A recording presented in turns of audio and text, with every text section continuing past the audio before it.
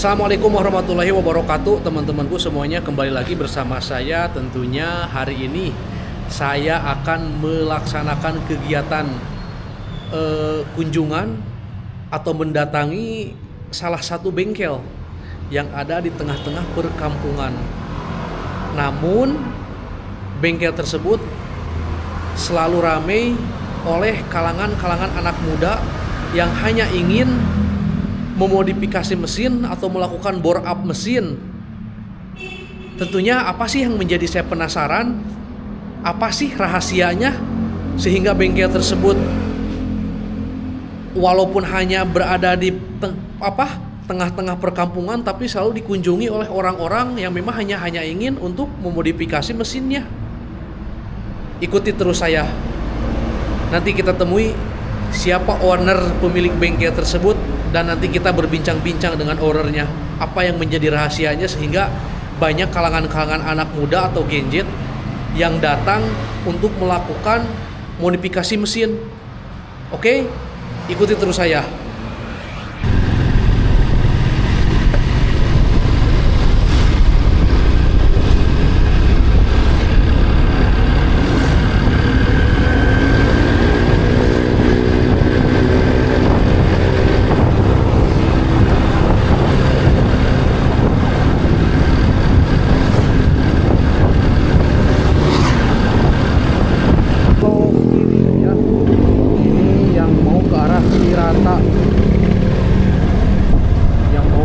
Cirata ya.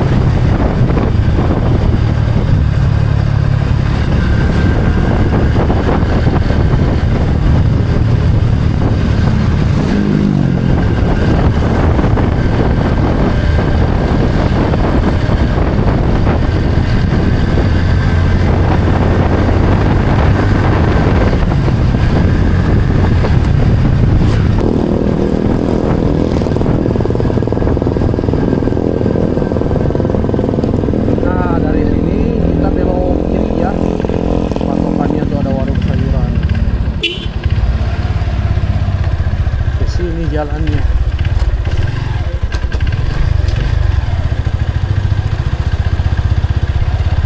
dari sini kita terus lurus ikuti jalan. Ini emang masuk perkampungan ya beda ya.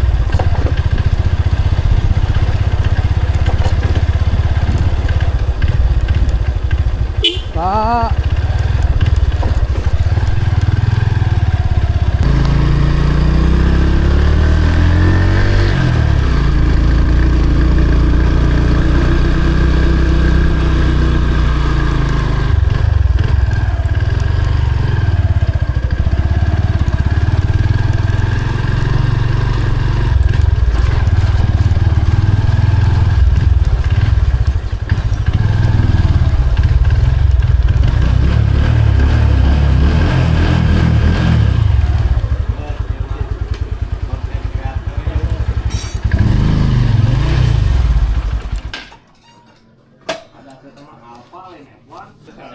Assalamualaikum. Waalaikumsalam.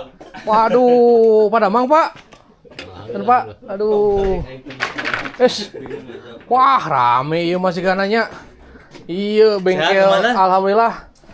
Bengkel nu peuting sok rame we teh ye. Damang. Tuh, punten. Sehat Dan, gimana Dan? Iya ownerna. Iya, biasa. Aduh, luar biasa CEO bener. 17.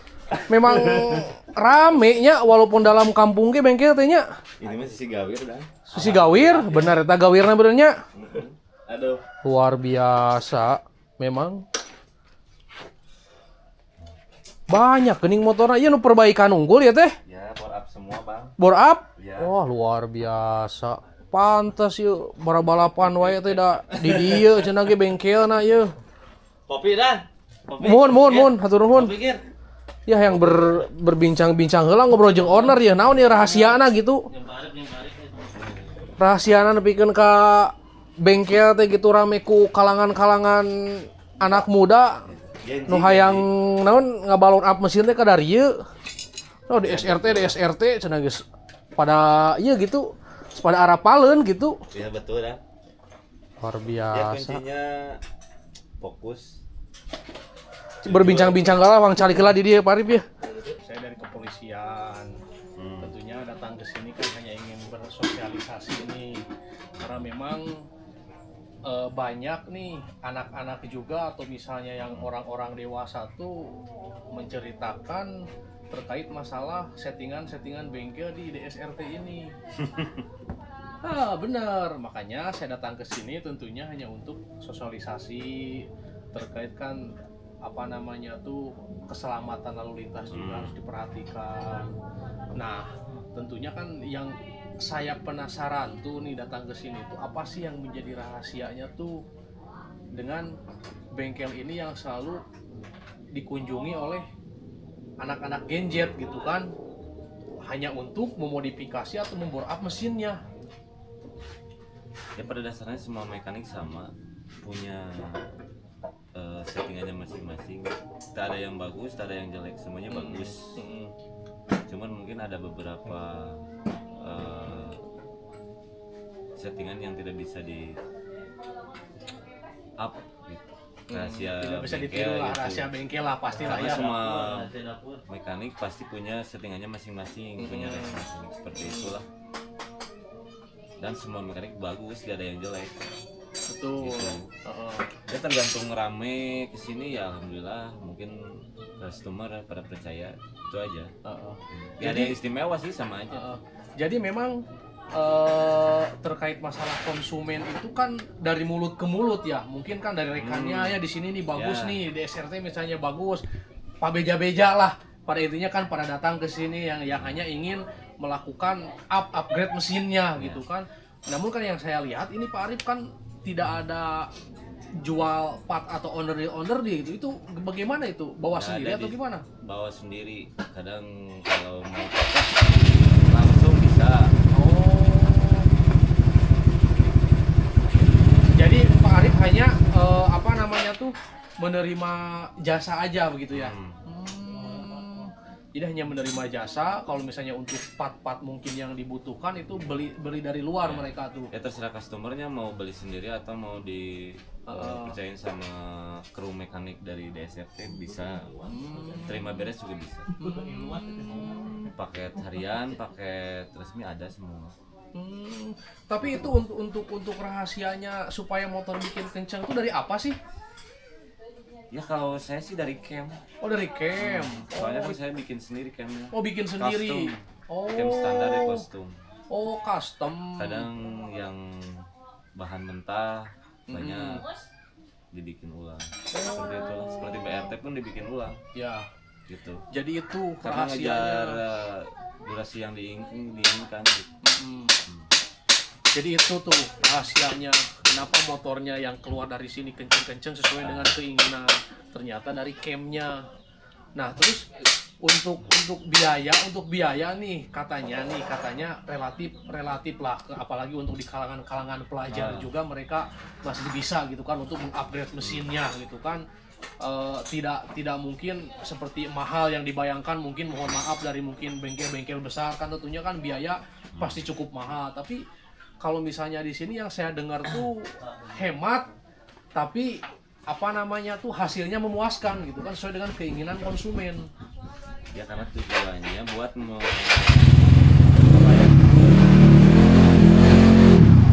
supaya yang punya hobi upgrade mesin, punya budget kecil bisa lah.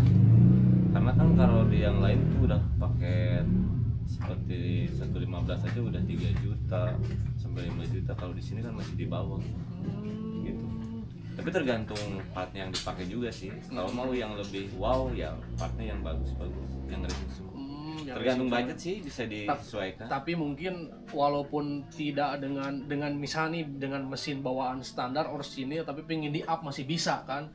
Bisa banget. Tidak harus mungkin diganti oleh part-part racing lah gitu kan, yang mana membutuhkan biaya yang sangat lumayan lah ya kalau diganti untuk part-part racing. Ya seperti itu. Tentunya Pak Arif, saya dari kepolisian juga kan tentunya di sini kan mengingatkan ya, apalagi yang mungkin yang namanya anak-anak muda nih memang paling suka lah, termasuk saya pribadi jujur saya pribadi juga masih suka lah tentang modifikasi motor gitu kan. Nah tentunya kan mungkin Pak Arif juga di sini tentunya untuk memberikan sosialisasi lah kepada mungkin apalagi anak-anak pelajar yang memang meng-up motornya menjadi kenceng. Ya tentunya mungkin tidak lupa lah untuk menggunakan helm.